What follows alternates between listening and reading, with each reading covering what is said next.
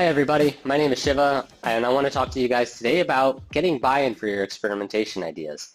Or I guess maybe why aren't you getting buy-in for your experimentation ideas? I want to go a little bit deeper into process and people and explain a little bit about why that's happening and solutions on how to remove those blockers. So a little bit of background before we jump in. Who am I? I'm Shiva. I'm a senior strategist at Spiro. I've been running experimentation programs for 6+ years across both B2B and B2C. And I make a lot of CRO memes to open up conversations about experimentation. So one of these memes on the slide right here is my original work. You'll see a lot of memes on these slides. Hopefully you get a lot of value out of this presentation, and I'm sure you will. If for some reason you don't, at least you had some fun along the way with some memes. So let me walk you guys through a quick scenario that I'm sure you all have been through. You're an experimentation manager.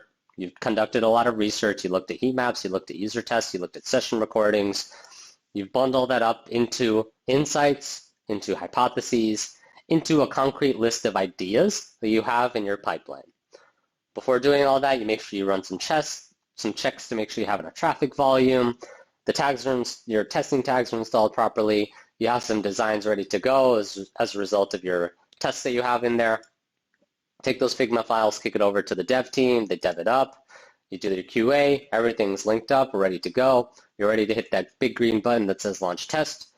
Right before you launch, you send the test to your leadership team for approval, and they reject the test idea. Major bummer, right? Super major bummer. The reason why is because you're not using clickbait thumbnails for your tests. Not really. Definitely not really. It's a lot deeper than that. And it's a lot deeper than just not liking your test idea. And I want to talk to you guys a little bit about this as to why you're not getting that approval and how to improve that process. So what are these symptoms of the problem that you're not getting this approval and that your processes aren't totally locked down? A lot of rejected test ideas. So a lot of ideas that are kind of moving through the pipeline but ultimately fall down and don't make it all the way through. The ones that do ultimately make it through to the end, a lot of disagreement on the designs. The ones that do agree took a lot of iterations to get to that agreement. As a result, real slow test process in terms of delays because certain people have to be involved and certain people have to approve, especially if someone goes on a holiday or someone blocks, that just immediately that process stops. That conveyor belt literally just ceases to move. What does that cause? A lot of frustration for everyone involved. Obviously, specifically the experimentation people. But the real measurement of this is slow testing velocity. That's the biggest impact. You will just ultimately slow down your testing velocity, and that's why it's so important to make sure that this process is locked down. But really, why is this happening? The major problem I've seen with a lot of experimentation managers is that they fall into the trap of focusing on approval of the solution rather than collective agreement on the problem first. So making sure that y'all focus on collectively agreeing on the problem and then figuring out what is the solution to those problems.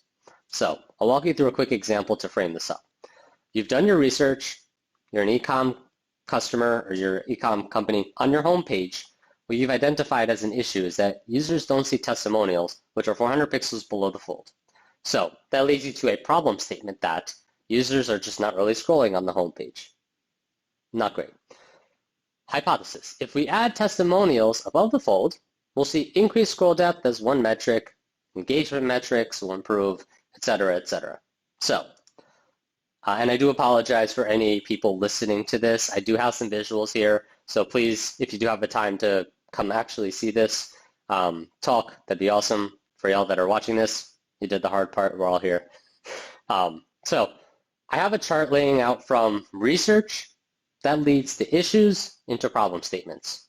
I also have an ellipsis on here for these issues and problem statements because research doesn't lead to obviously just 2 issues. It leads to a lot of issues depending on what research tasks you do and a lot of problem statements from there. But for simplicity's sake, we're kind of zooming in on here. So again, the reframe is from the research, you've identified that users don't see testimonials, which are below the fold. So the problem statement is that users aren't scrolling on the homepage. What does that lead you to?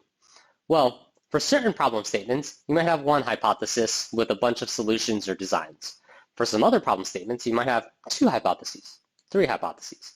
And then each of those hypotheses may have 1 design, 2 design, 3 designs. As a result, it really starts to expand. It starts to have orders of magnitude just growing exponentially larger to the point that ultimately you're just going to have a lot of design and solution opportunities. But it all starts with the core problem statement, into those hypotheses, into those solutions and designs. Where I've seen a lot of problems is that leaders tend to fixate on the solutions, on the designs themselves. They have an idea. The idea is, we should make the buy box bigger. We should do this. But those are solutions, right? Those are part of the designs. Instead, try and ground as much as you can into those problems first. So the idea isn't we should make the buy box bigger. The idea should be take a step back, hypothesis, and then another step back, problem. The problem is users are not noticing the buy box, for example. That's the problem statement. Then the hypothesis is we should make it bigger. And then you have those designs of making the buy box bigger, for example. The reason why I say that is because if you can't get approval on those problem statements, it's so much harder to get approval on those designs. And I speak from experience. It is incredibly hard to get acceptance on designs if you're fighting to get acceptance on problem statements. If you can at least get acceptance on problem statements, it starts to add guardrails and narrow down the focus, so you're at least within realms of smaller orders of magnitude that you'll be able to get approval that much easier. So along that note, it is important to communicate properly with stakeholders on this same vein. What you'll see is a lot of stakeholders will offer solutions, but they'll also be nitpicky about other solutions. And that, again, happens when that problem statement isn't well defined or agreed upon previously. So what you'll often see is, like I mentioned before, like I have an idea. We should make the buy box bigger. So it starts with the solution, but pull them towards the problem statement. What is the problem statement you're trying to solve for? That always helps keep things grounded, but especially with your ideas. If they don't approve on a specific design, you could always point them back to the problem statement to say, this is what we're trying to solve. Remember when we collectively agreed on this? This is what we're trying to solve. Then, if for some reason you didn't get that problem statement approval, or they're still challenging that that's a problem statement worth solving, the nice thing is you have that data. So you go back a couple steps and say, well, here's the research that informed this problem statement. This is why we prioritize it. And I love this too because it grounds everything in data. It grounds everything to be data backed. It's not, I have an idea that I saw someone do and there's a solution. It's, we started with this research, we found these issues, we came up with some problems, and now we have solutions for those problems. It forces you into data-driven thinking, and I love this about this methodology and this frame of thinking. Also, along this process, always be willing to compromise. I'll add some caveats to this, but be willing to compromise. It's okay. I promise everything will be okay. Because you should understand why they want to change something up. So let's say you're looking at some designs for tests. You finally backed a test in research, you have the problem statement, and you came up with some designs. Then they look at the designs and say, we don't like it. Okay, well, did we agree on a problem statement? Yes, we did, but I still don't like the designs. Okay, understood. Talk to me about why you don't like these designs. Help me understand, because helping and prodding deeper into that leads to a better understanding of mental models. So you get to understand their perspective, but also they get to understand your perspective, right? That's important because that builds trust. You're trying to help them help you. Help you help them, sorry. You're trying to help yourself help them. And they will help you help them, help you help them, help you help them, and it just keeps on going on and on and on. That's why it's so important. It builds that trust and it helps with that perspective. It also can help to contextualize what are the impacts with you being nitpicky if for some reason leadership is truly being, or I'm saying leadership, really anyone being nitpicky with designs. Help me understand why. Because in isolation, if I just showed you, hey, this design, I don't love it, I just want to change this. In isolation, you would think, just make the design and everything will work. But the reality is, a lot of times the changes that people look for ripple into, I have to go back to the designer, it has to get reprioritized, then they have to work it. I might have another round of feedback for them to get closer to what you're asking for. By that time, the dev team is waiting on that test to build, so they might do something else, and that's causing delays there. It causes delays everywhere else. So it helps to contextualize. If you want this pixel perfect design, if you want this design to be exactly the way you want it to be, I can do it, but it's going to cause this test to be delayed by X amount of days, the analysis by Y amount of days, and this is how it affects the other tests and all of our other initiatives. A lot of times, or I guess maybe not every test will do that, but there are particular tests that will have that impact, and it's important to let people know that if they're truly being extremely nitpicky with designs, there might be ripple effects. Certainly, sometimes it is worth it. Sometimes having that pixel perfect design is worth the ROI. So I'm not, and that's where it's not really a compromise. You should do it because sometimes it is worth doing. It's a little bit of a gray area. I don't want to necessarily create a rule to say never listen to them or always follow them. I think it depends, but these are just some exercises to help contextualize, because a lot of times in isolation, it just seems like we'll just change it. It takes 2 seconds, boom, boom, boom, you're done. But sometimes that's not really how easy it is. So along the lines of that compromise, I'd also say be open to compromising and changing the design as long as it's core to that same problem statement. So let's say you have design A and someone else says, actually, can we tweak it around? Maybe can we go to design B?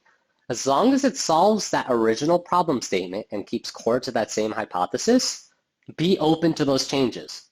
It might be that sometimes those changes open up a can of worms that it might be more developmentally complex, require more engineering time, require more UX, require brand approval, etc. Then maybe there are other reasons why you'd want to not go with a design B and keep with design A. But be open to that compromise. Just as long as you're keeping that frame that it is core to the same hypothesis and the same problem statement. What I will say is sometimes changes are introduced or being asked to be introduced in designs that fundamentally shift it away from the core hypothesis into another hypothesis.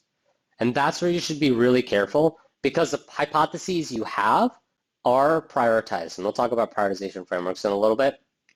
But the hypotheses you have prioritized should be backed in data and backed in multiple data sources. If, for example, they wanted to shift a design that would take you from hypothesis A into hypothesis B, where hypothesis A has less data backed into it, but hypothesis B has more data backed into it, that might be a great compromise. And that actually might even be more worthwhile doing. However, if they do it the other way around, and they're trying to shift the design into another hypothesis that isn't as highly prioritized, it's worth flagging to say, we have a lot of data backed in this hypothesis. You're changing the hypothesis, even though it's core to the problem statement, and that's a deprioritized hypothesis. So it's worth flagging the differences between the two. It's okay to compromise. Maybe help understand what are the ripple effects and what are the compromises being taken. So from there, let's talk a little bit about prioritization. I want to make sure I staple home this point. Problem statements are important to help get alignment from a bunch of functions, but also make sure these problem statements are linked to business initiatives. The worst thing you could do is conduct research, maybe just on front-end users that come to the website, user test, whatever it may be. And then you say, these are problem statements and we prioritize and this is how it links to the business. Then you might have the sales team come in and have a different perspective that doesn't feed into your research and says, that's cool, but like, we're not looking for lead volume. We're looking for higher MQLs, for example. So if you're solving for the problem statement of lead volume, but the sales team's highest priority is MQLs, not lead volume, then there will be a mismatch where you're not supporting the business direction and you're not solving the right problems. What this ultimately does is decrease trust and experimentation ultimately gets you less buy-in and gets people less excited about experimentation because there's a misalignment around this isn't helping the business because it's not supporting the goals of the business. So you want to make sure first and foremost your problem statements are directly aligned with the overall business goals and initiatives. It's incredibly important.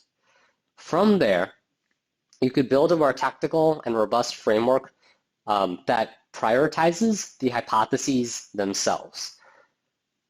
And that's the way I would approach it to link the two. So within the prioritization framework, some quick tips. What I'd say, ensure that problem statements, like I said before, are valuable to the business. Make sure they're linked to the business. As you're building out these prioritization frameworks, as soon as the problem statements are linked properly, then build a framework that prioritizes the hypotheses, not the solutions, the hypotheses. From there, make sure the hypotheses that are based in more data get that extra bump. If it's just a hypothesis that's based in a user test versus a hypothesis based in a user test, customer surveys, heat maps, session recordings, and analytics, that hypothesis should be bumped up way top. But also recognize, once you're done with looking at the hypotheses, then look at the solutions and understand that there are some solutions that are higher priority because they may require low effort to design or develop while still being core to the hypothesis and having high impact. Or they might be deprioritized, the solutions, based on complexity with dev, complexity with design, swim lane on open for that particular page, etc. So it should be comprehensive that you're thinking about problem statements, hypotheses, and solutions cohesively. So hopefully that all makes sense. I do have some other miscellaneous tips that truthfully didn't really fit into a bucket, but I wanted to talk about. One of the things I will say is always focus on getting approvals for problems early on in the process. So let's say you're a new experimentation manager, you're coming into a new company and you're trying to get your feet wet and make sure you get approval on ideas quickly. One of the worst things you could do is, here's my ideas. And the reason why is because you're not building that trust in the problem statements, you're not getting that approval. It might be that some of those ideas people like and some of those ideas they might not like, but ground it in problem statements because it helps you think more strategically. It links you with the business. It shows that experimentation is much bigger than button colors, and that's impactful. Set those expectations early. Get those approvals for those problems early because, again, it helps you understand that business.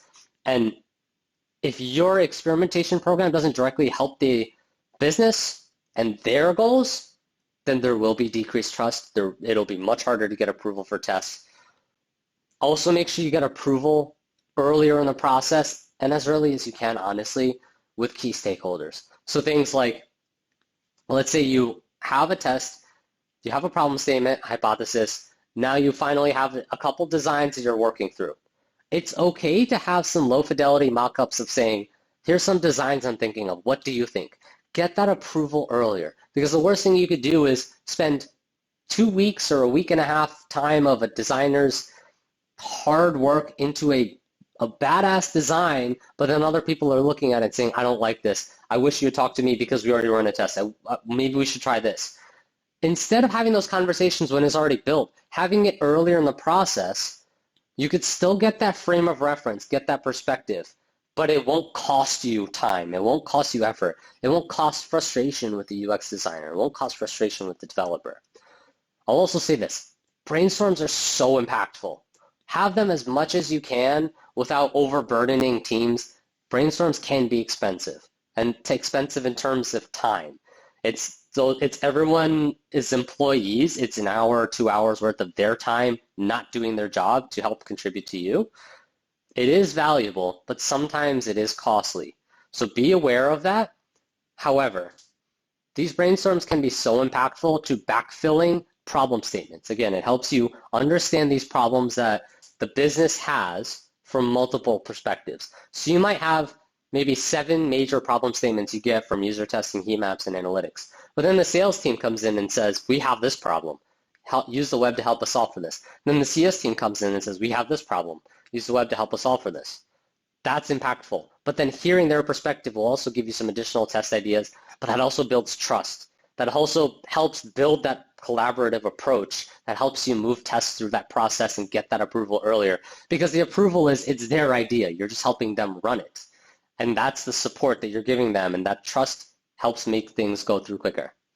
I'd also say, don't assume that your own internal processes for experimentation, like running experimentation, are set it and forget it. Just like we're constantly optimizing the site, optimize your processes. Understand that maybe as you're going through test approval process, the UX team replies within 2 business hours, and it's great. But the dev team is maybe taking a little bit too long to get approval. Or maybe they're not giving their input quickly. Or maybe there's other reasons why that's happening. So do a funnel analysis in terms of your own process to see if there are stopgaps in your own process for running experiments. The last thing I'll say, this is controversial. No idea is a bad idea. The reason why I say that is because depending on your prioritization framework, the quote-unquote bad ideas will just be deprioritized ideas. And the quote-unquote bad ideas are the ones that I would say are ideas that are more opinion-based, that aren't backed in data. Those are the ones that won't get prioritized, because in a good, robust prioritization framework model, in a robust prioritization framework, which if you're looking for ideas, CXL's prioritization framework is awesome. PXL, it's fantastic. We use it. The prioritization framework should incorporate prioritizing tests that are backed in different data sources. So it should get an extra bump if it's backed in heat maps. Then it should get an extra bump if it's backed in user research. Then it should get an extra bump if it's backed in analytics, so on and so forth. So the tests that are not backed in data get deprioritized. So they're not bad ideas, they just get deprioritized. But what that also does is open a conversation around someone submitting a test idea and getting deprioritized. Then potentially they could say, hey, where's this test idea? Well, unfortunately, we have all these tests that are prioritized.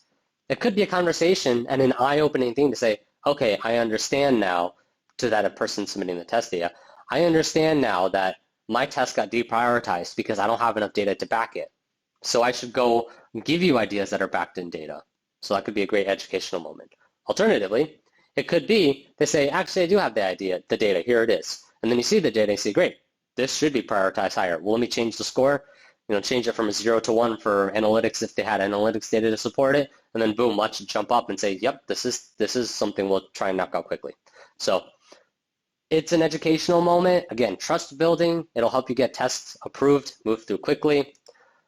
But yeah, hopefully this is giving you some education around prioritization, a little bit around processes for getting test approval, a little bit of politicking here.